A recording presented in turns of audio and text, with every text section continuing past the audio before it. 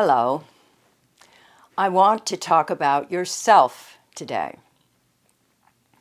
Now, I'm sure you have ideas about yourself, who you are, in terms of your experiences, perhaps your family or the work you do or the ideas that you hold dear, the people that surround you, how you live your life. You may define yourself in these terms, but these terms are relative terms. They are always changing. We live in a relative field of creation. The world we live in is the relative field. And this relative field is always changing. It is bounded by space, time, and causation. It is limited. It is full of phenomenal forms that are ever-changing, coming and going. All things eventually perish in the relative field.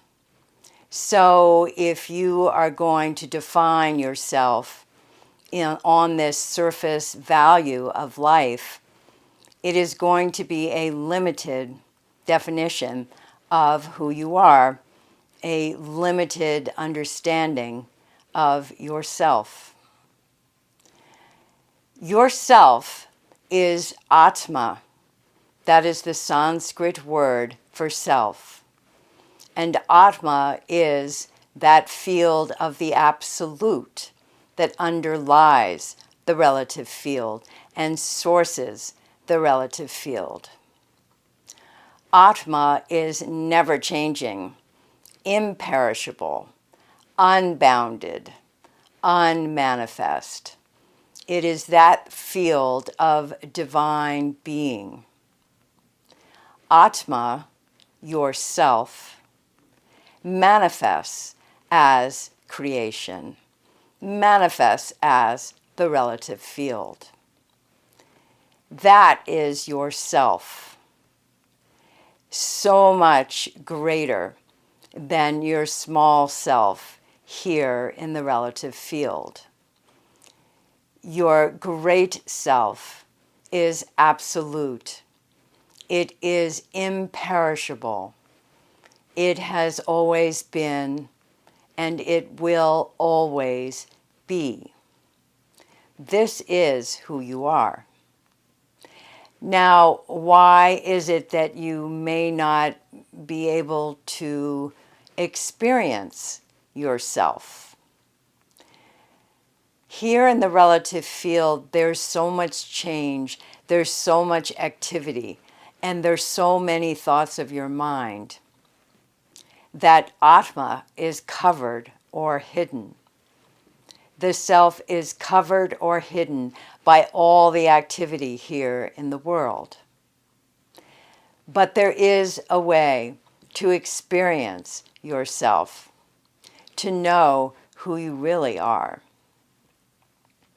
When you have a meditation practice that transcends the relative field, that goes beyond all the thoughts of your mind, then the experience is Atma.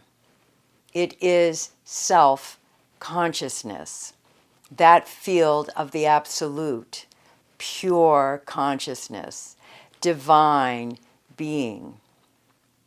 The relative field is transcended, and the self reveals itself to itself by itself. Experience of self, of yourself, brings great harmony to your life when you return to the experience here in the relative field, to the consciousness of waking, dreaming, or sleeping, which is how we experience the relative field. That Atma infusion of your mind and your physiology transforms you and brings you greater happiness, greater peacefulness, and greater harmony here in your life. Now, in time, when you have a regular meditation practice and you transcend the relative field repeatedly, your mind and your physiology rise to that status of self. You have the experience of yourself from your meditation practice with regular transcending. And you have the understanding that yourself is completely separate from all the activity, all the ever-changing nature of the relative field.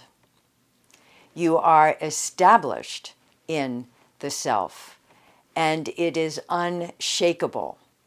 The consciousness of self is always yours, alongside the consciousness of the relative field, the waking, dreaming, or sleeping.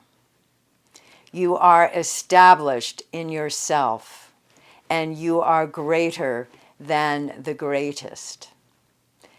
This is the first stage of enlightenment, and it is waiting for you. It is your birthright as a human being to gain this state of enlightenment.